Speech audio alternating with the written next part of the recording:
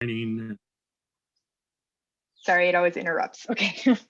I'm just shy 2 years of being 50 years in the business. And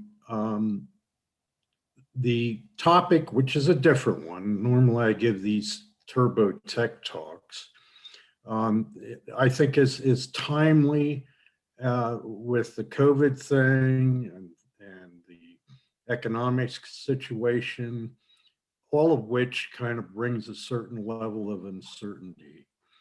And I just would like to start with, why I even talk of this topic.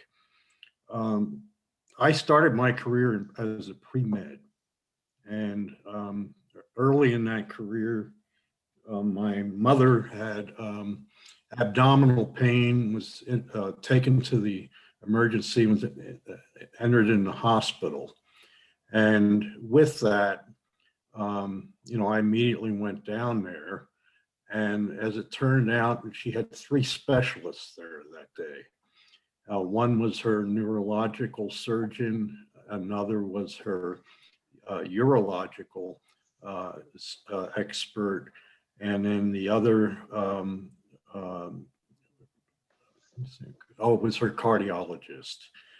And being curious as I was and concerned at the same time, I asked to speak with the 3 experts separately. And none of them at this point could figure out what was wrong with her. And I said, "Did you check her appendix?" And they said, "Well, she should have had it out." Back then, most folks had it removed, like your tonsils were removed. And I said, "No, she never had it removed." Well, it turned out that her appendix had burst. And at that point, I just thought to myself, there is in that room probably 150 years of expertise. And, that didn't happen. I'm not including myself. These were genuinely seasoned professionals. But it seemed that none of them were able to, because they were so specialized, just figure out a basic problem. And at that point, I went into geology. So these are from real experiences here, and you can shift to the next slide then, Lauren. This is, it's not just my observation or concern that we are now engaged in such a level of specialization that we're actually doing what a term that I learned when I was in paleontology as an undergraduate, and that's called biological senility. And unlike me, that's senile and biological, what it refers to is when a creature, species, develops such a abnormal, might be a defense mechanism, it might be a synergy with another species, it might be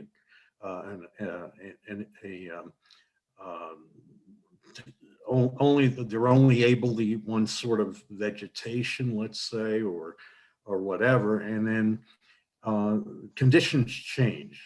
And this is important because, we're going into a climatic change, and we're going to see a lot of either extinctions or mass migrations if it does the same thing it has over eons in geologic time. I won't get into the causes or speculation of stopping all combustibles tomorrow and seeing things go back to normal, because frankly, I don't believe it. And we've been, anybody who's been in the field, and I'm sure we've got both geologists and perhaps engineers on this call, will understand that mass extinctions usually occur when we're too specialized. Next slide, please. Again, if you look at these specialties as if we're silos, Uh, there have been biologists who have basically reiterated my concerns some while back. And the effect, I mean, it's in their estimations is even more dramatic, that we're putting ourselves into a scenario where we're almost going to become unadaptable. Next slide, please.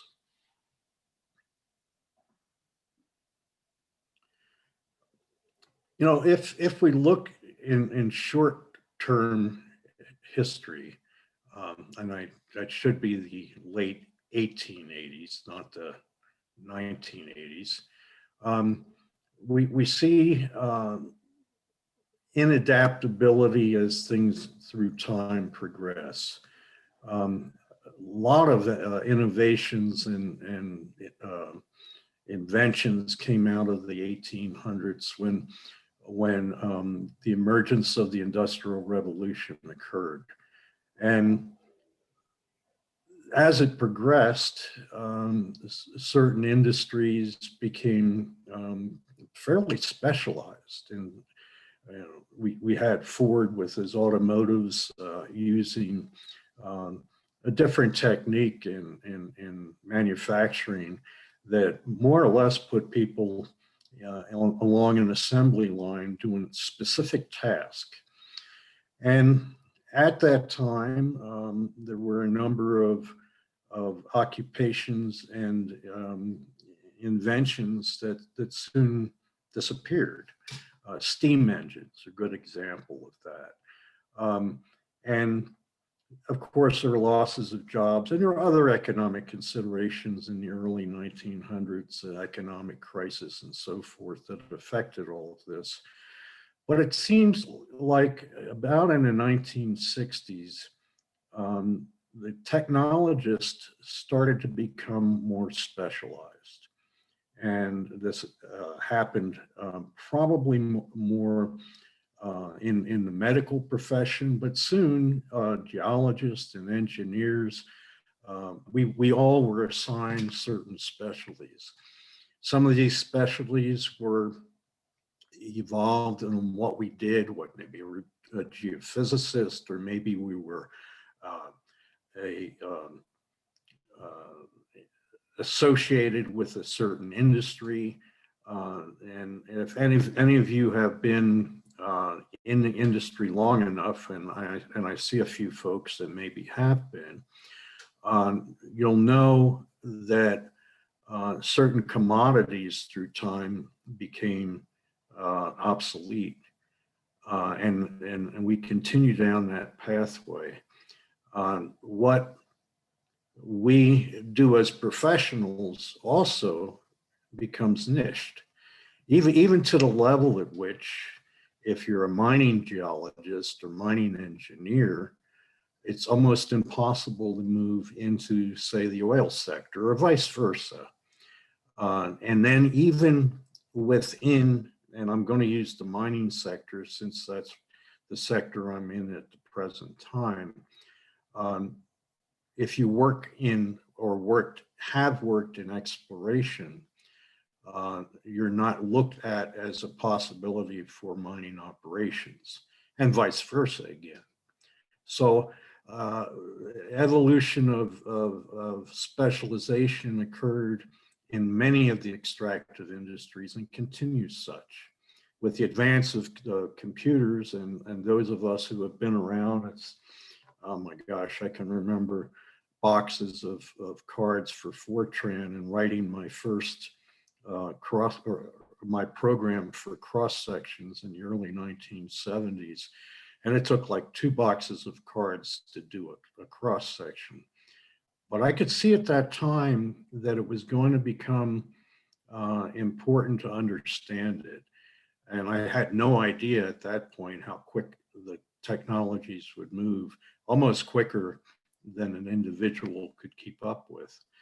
And there is a tendency, and I have many colleagues my same age, to have ignored a lot of that computer evolution, revolution, as you might put it, and thus did not include it in throughout their career, not to their detriment necessarily, but it's an aversion some of us might have to change, and we'll get into that in a second. Um, and as you can see, and I listed just a few of the commodities that basically have gone the way of potential extinction. Asbestos, of course, because of the environmental issues. Uranium, not that we weren't headed down a track of nuclear power, it's just that there had been a couple incidents. Coal, and it's unfortunate, we have some of the biggest coal reserves in the world. And I'm not saying it's disappearing. I have many friends in the business, and the properties are being dropped. Everything's going into reclamation mode. Not everything, but many are going into reclamation mode, particularly with the steam coal. And now, and I have one of my boys who's a mines graduate in petroleum engineering who worked 10 years for Exxon, and now he's with an independent fracking expert who doesn't know what tomorrow is going to bring him. And next slide, please. Lauren, are you still there? You are. Now there's some positive aspects, certainly with specialization, and many of us probably in this call are specialists, or perhaps some of you students, if you're also on the call here, are aspiring to that level. And it's exciting. Everyone at some point, the light goes on and you say, this is what I want to be. And, but the caution here is that becoming a specialist also can limit you and set you up in a manner that if conditions change, you're very vulnerable. You know, the niche workers are more efficient in the workplace. If you're a modeler and you're looking to just kind of focus on that, you're probably more efficient and more proficient than any of your other colleagues who might be working in the same operation. Management likes it because it's cost effective. And then we tend to, and it's human nature, to hang out or group or with people of our same specialty. And that leads to camaraderie and you know, good things, and sharing experiences and accomplishments. And then for employers, as I mentioned before, specialists are much in the way of known commodities. Oh, he's a modeler, or he's a field geologist, or he or she is a fracking engineer. So whether we like it or not, specialists get niched. And then the negative aspects are what oftentimes we're seeing, as we are right now in the oil and gas business, when the technology starts to be torn apart or disappear, and it's not going to completely, and I don't want to sound like I'm being totally negative. You know, it has to exist for some while. You're in a position where you might lose employment, or the total ability to work in that commodity again. I've worked in nearly every possible commodity, and I've been fortunate because these opportunities presented themselves because I was working with different mining companies and different organizations wherein the commodities were very different. And by the way, too, and it's not in one of my slides, working early or switching to another commodity when the markets change is a very smart thing to do, because it gives you a lifeline. Um, Other negative aspects of over specialization is the high level of competition. And I've seen this even with some of my colleagues, where they fight over the same concepts and take credit for the same things. Competition can be healthy and spur new research and development, but it also can be destructive. And then certain specialists may not be viewed by certain employers or industries or universities or government in a positive way, again, because they're niched. And it's unfortunate, but many specialists, even though we've got them focused in certain levels of R&D, are not viewed as out-of-the-box creative sort of problem solvers and thinkers. And the word collaboration is one I'm going to touch on here a little later in the presentation.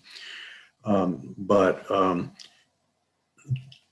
if you look at some of the most successful companies today, they are employing and using collaboration of many different technologies at the same time, oftentimes in the same room as think tanks.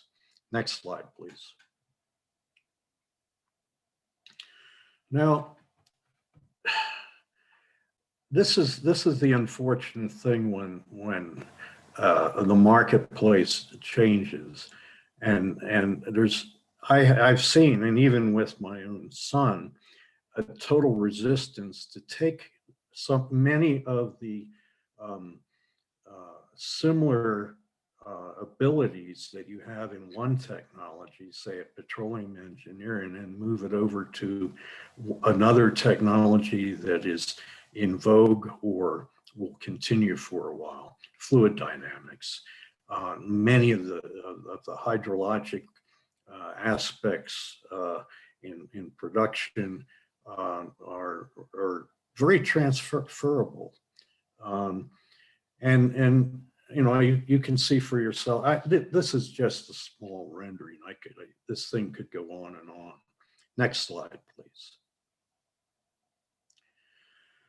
Now, any of us who have been around since the eons, like myself, have experienced the roller coaster of metals, and I could put up a dozen different commodities, and you'd see the same peaks and troughs. And there's oil below us and gold at the top. Having experienced both the tops and the bottoms, I can clearly say that being able to transport yourself from one to the other is salvation. Oftentimes, it's the time to look for another commodity. Unfortunately, for some, it's also a time to look for another career. The marketplace is in the extractive industries is volatile. It has been for a long time. And for example, right now in the gold and silver industry, we're cresting on the wave. And when it got up to gold price got to $2,000 and people were projecting, oh, it's going to be 2,500. And I said, look, you're cresting on the bubble, and what goes up must come down.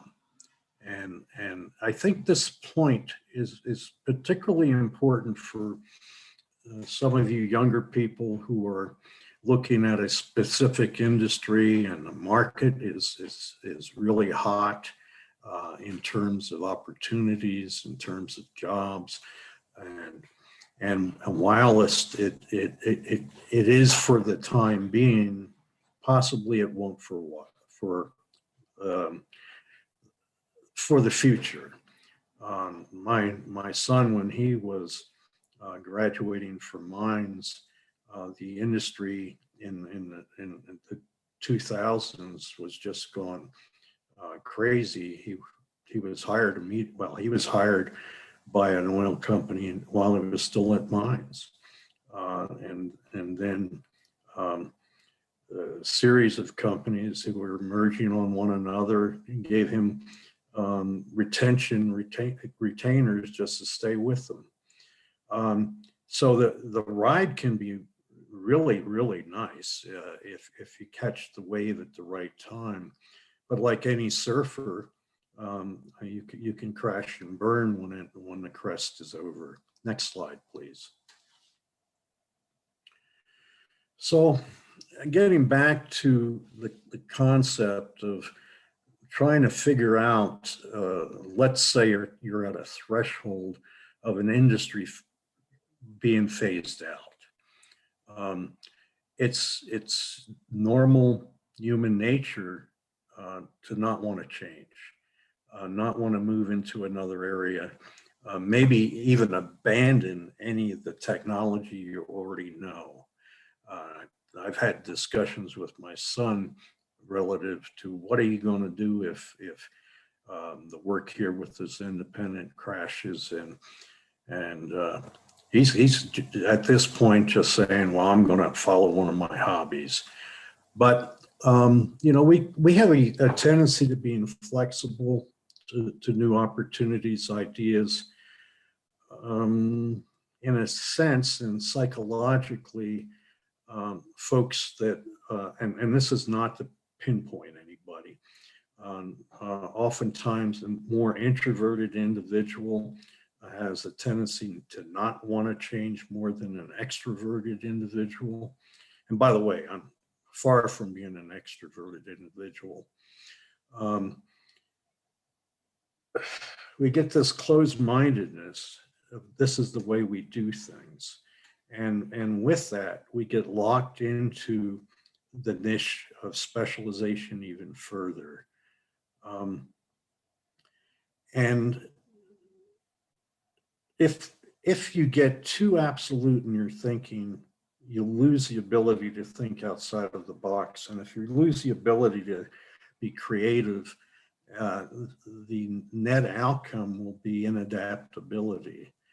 And it's interesting too, that sometimes the change aspects match up with internal fears that we have of not doing it as well, not being that expert, or making mistakes.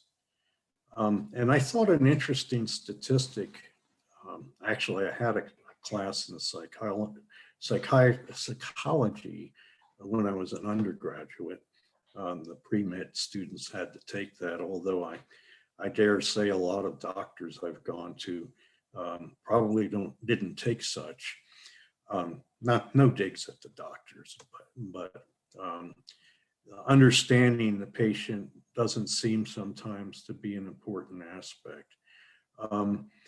That younger people, this is what got me, younger people in these statistical studies by psychiatrists has shown them to be more resistant to change than older people, which is the opposite of what I would have guessed. Next slide, please.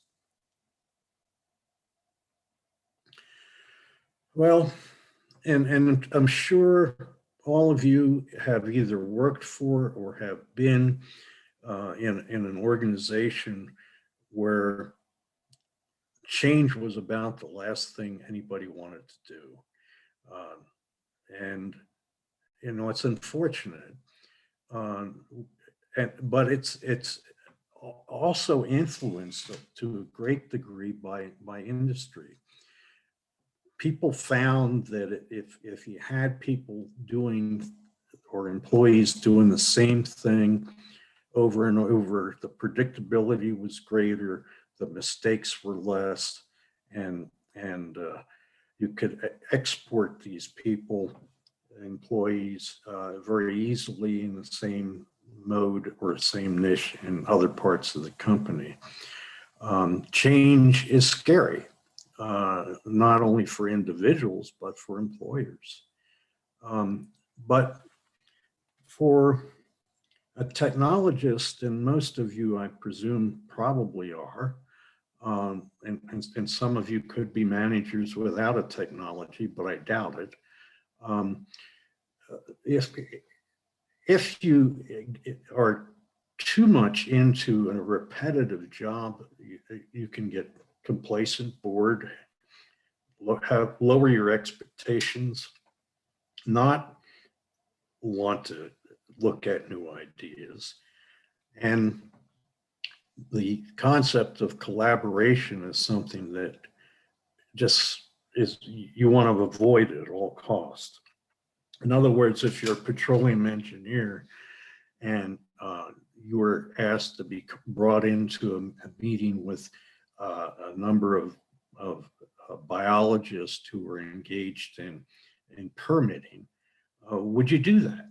Or would you say, what in the world am I going to contribute, or what in the world can they tell me? So next slide, please. Now, some of us who have, well, it doesn't necessarily mean your job is terminated, or your technology is now not in vogue. I've looked at Hobbies, and a lot of them have been extremely successful in terms of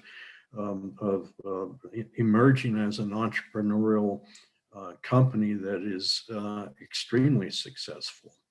And as we know, when we have a hobby, it's generally to relax, generally as a stress releaser.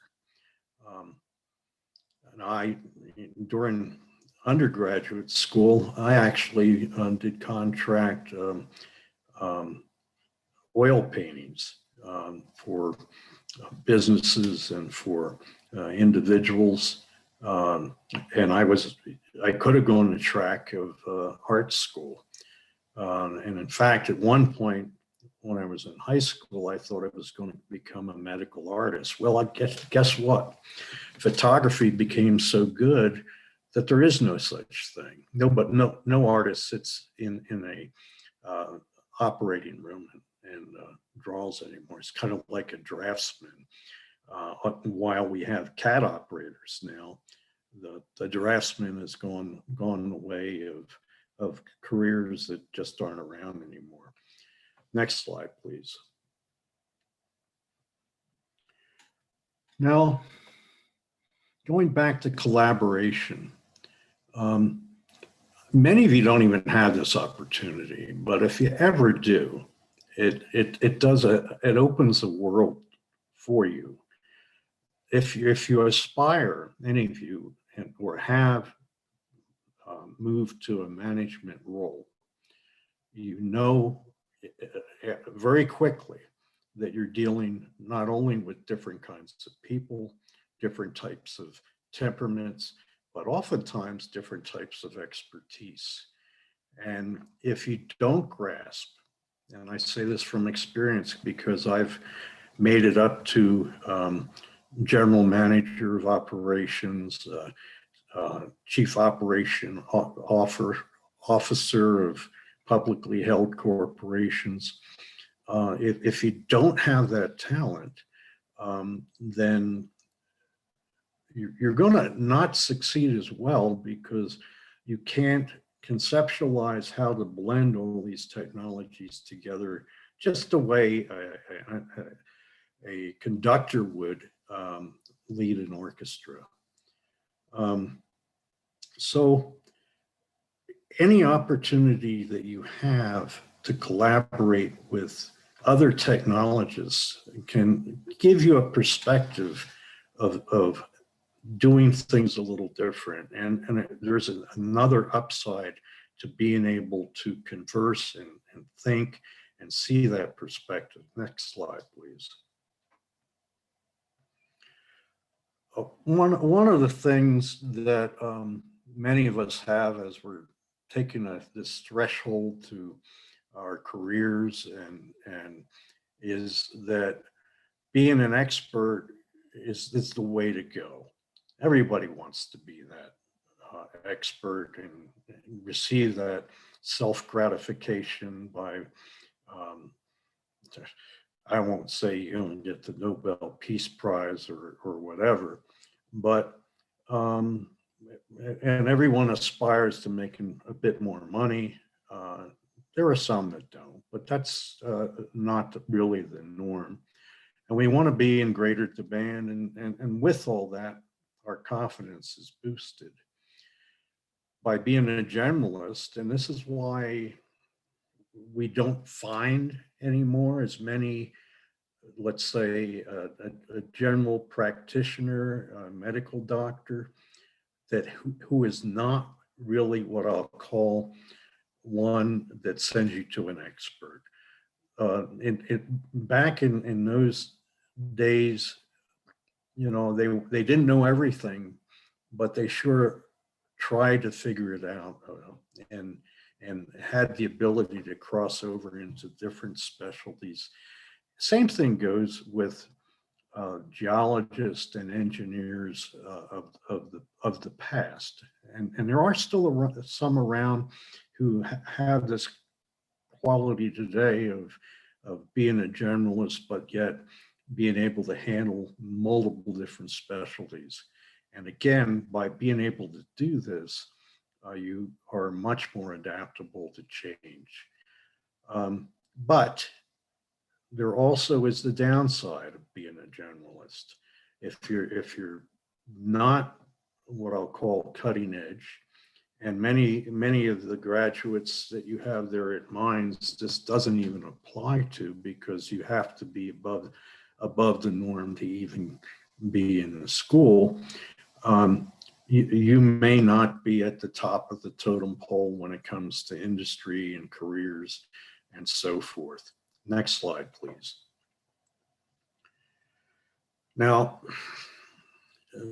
this is more for the individuals seeking or not really knowing where they are. Maybe some of you undergraduates who are on this call.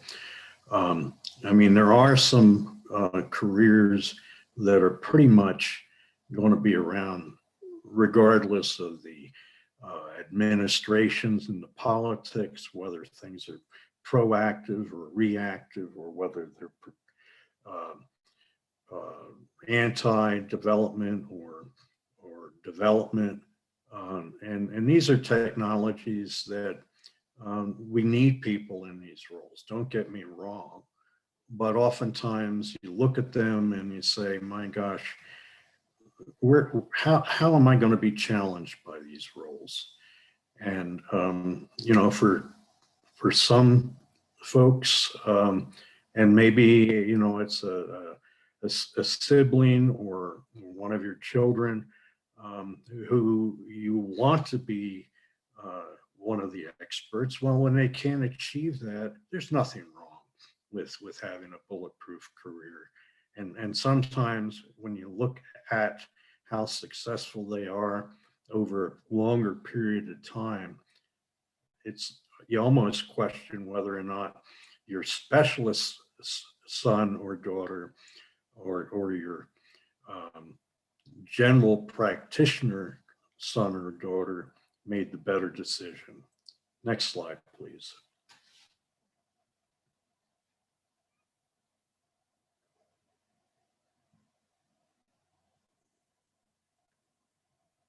Now, what I have here, and it may not be intuitive, are certain specialties on the left-hand column, and almost opposite of what you think you should be doing in life.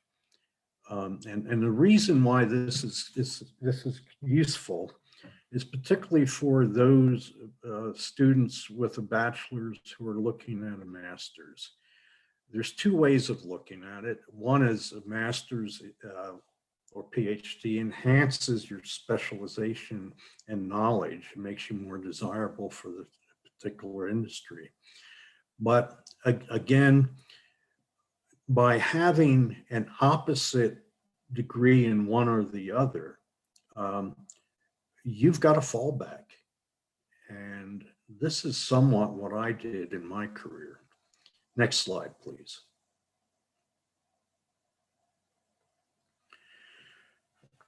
So when we talk about crossover technologies, it's not only if the market changes, but it can also make you very unique in the marketplace. Some of the most successful people who I've known throughout my career have had what seemingly to be unrelated technical specialties in two areas. For example, the chem engineer friend of mine who's also an attorney, my gosh, the door is that open for him. And the list goes on and on. So it's probably is more for the younger folks on this presentation, and it's really hard to do. I grant it. You know, when a particular part of the industry is surging, to be thinking about, well, what other expertise could I take on that would give me even a better opportunity or greater adaptability as conditions change. Next slide, please. Now, this is just using a few examples from my own personal background. And it's at the top line, we see R&D, metallurgy, geochemistry, and mineralogy. Well, they're somewhat related, but by combining these specialties, I was able to move into areas of discovery and into areas of creativity that if I didn't have access to these specialties, I would have never, well, I may not have ever came up with some interesting findings. Some went to patent, others were used in an environmental sector when the industry crashed and I went into environmental. Some of these technologies are currently in use by EPA and were used for cleanup of Superfund sites. And when I was cleaning up Superfund sites, by the way, you know, I gravitated to the extractive industries, petroleum and to mining. And so because of my other experience, I was able to draw from that and look at approaches quite differently than a lot of my colleagues that were just in that specialty of, say, environmental engineering. One of the interesting and yet, in my mind, kind of depressing technologies that disappeared seemingly in the 70s was geobotany. It's a tremendous exploration tool. And the Russians were very adept at using geobotany to find some massive copper deposits, for example. Again, you need a little bit of the biological training as well as having the ability to understand how metals accumulate in soils and then how aqueous low temperature fluids can move in a system. The selenium stabilization work I did, for example, was in response to an area where I had worked in the mining phosphate years back. And I understood the types of phosphate that were in the area where I was working, because I not only worked in the exploration and development, I worked in the processing side. And one of the things I found out, for example, the mineral fluorapatite is like a sponge, like a zeolite. If it's in the formation of the phosphate itself, if it's in contact with other metals, it pulls it in. Well, in this instance, and this would be in southeastern Idaho in the Phosphoria formation, selenium was one of the elements pulled in. And when a lot of the plants and mines were going into reclamation, nobody thought that by using some of the waste rock, that's phosphorus, by gosh, it should be great for plants. Well, it was, but a lot of the plants pulled up selenium, and a lot of the wildlife and range animals, particular ones, acquired acute selenosis and keeled over. Well, the other thing I knew was that there was production of phosphate in other areas where this elemental absorption had not occurred, and was able to acquire some mill tailings, amend the soils, and in a manner, it was able to stabilize selenium in impacted waste rock that was being used as cover. Again, merging different technologies opens doors. And now it's not for everyone. Maybe you're not interested in new discoveries. Maybe you're not interested in advancing the sciences or engineering. But it's exciting. It was exciting and still is for me. I'm working on another concept now, even though I'm in operations, of how to reverse the process of acid rock drainage. I understand the thermodynamics, I understand the system, and I understand the analogies of doing that from roll front uranium deposits, and how they formed, and working that way, that concept backwards, but using it in a manner that is environmentally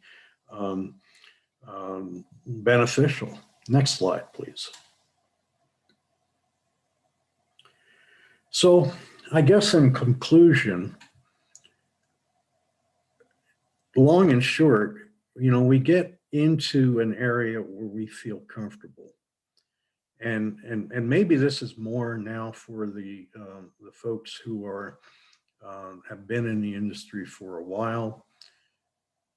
It does not hurt to get out of your comfort zone and mix with other people, or even engage in taking another specialty through education, through exposure by work environment, or through other people, to give you and the sciences and engineering a chance to evolve, versus reaching that dead point, reaching that end point where your career, where that commodity disappears into extinction. So with that, I'd love to open this up to any questions you have. This is more of a soft type of presentation, but I think a timely one, with so much change in the works.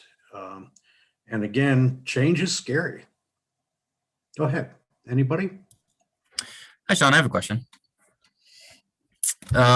What would you say is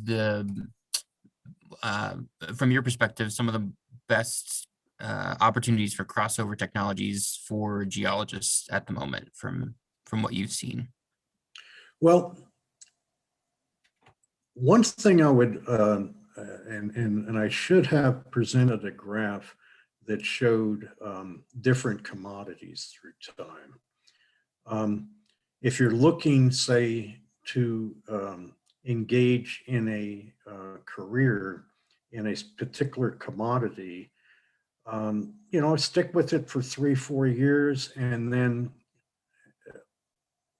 maybe you're really successful. That's great. But then try to move into another commodity.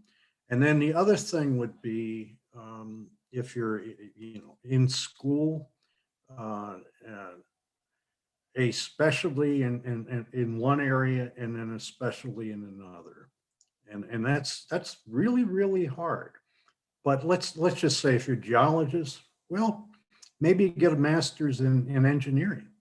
And number one, it would give you a really good set of credentials to be in the management mode later on. And then it gives you different directions to go in, depending upon where you end up in your career. You can focus in one area or you can focus in another. But if things change, you can move into yet another set of opportunities. I hope, Joe, that answers your question a little bit. It does, yeah. Thank you. Anyone else? Hey, Sean, I was wondering, would you also then extend the advice that, we focus on, maybe if you're in the gold sector, you also work in different types of gold deposits? I mean, many of the master's and PhD students end up specializing in one type of deposit, but would it be good also to move to others? Absolutely. And, I've worked in 24 countries. And, I was fortunate early in my career to be part of a major discovery in Nevada. I logged the first core from the Jarrett Canyon. It's since produced about 10 million ounces. But I was in the formative stages of basically when we couldn't figure out where, from the analytical that we had back then, where the gold was, having the samples evaluated with electron microprobe to see where the gold was tied up, which was in the lattice of the pyrite. But maybe it's just I have wanderlust. I could have stayed in the Carlin district, but I moved on to other deposits, and I highly recommend that if you have the opportunity to work, there are about 15 different major types of gold deposits, and do get that mix. I not only will it give you better perspectives, but it may give you better opportunities. And as a follow-up question, how do you balance, I guess, the need to, keep a resume where it looks like you weren't just hopping from one project to the other with like getting that diverse experience? Is there like a turning point? Yeah, and sometimes it's the way in which you portray yourself in a resume. Mm-hmm. One thing, when I was looking for different jobs, I knew that I was doing multiple different things for different companies. And so I would tailor, for example, and I'll use the different commodity theme. Not that I would distort or change what I did on a particular job, but I would expand that particular aspect that matched the job specifically. So in other words, I had at one point, and I had what I called my composite resume, and I did this because I was a qualified person under National Instrument 43101 and a competent person under JORC, which is the Australian equivalent. I kept a very detailed list of all the different projects I worked on by commodity. because in part of the credentials that one must have, in addition to being part of an organization, is that you work 5 years as a specialist in that particular commodity. So having that at my fingertips, I could pull together what I needed from the companies that I work for in order to apply for a specific job in a specific area. So, yeah, jumping around is something that companies, I think, used to be concerned about, but not so much anymore. If and having hired hundreds of people myself,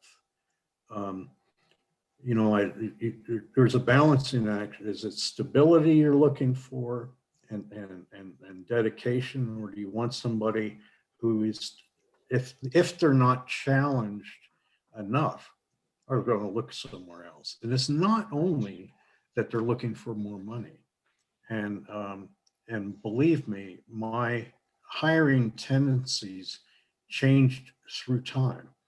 I went from wanting to hire people who had spent 10 years with the same company, but then I realized that not every company is giving an individual, because oftentimes not only are they niching them, but they have prescribed protocols and ways of doing things that constrict that individual from seeing things in different ways or adapting to the way you do it, which may be different than that particular company.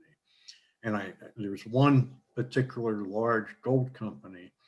I used to hire quite a few people from that company, but I saw that many of them were unable to adapt to changing situations, and felt that there was only one way of doing things.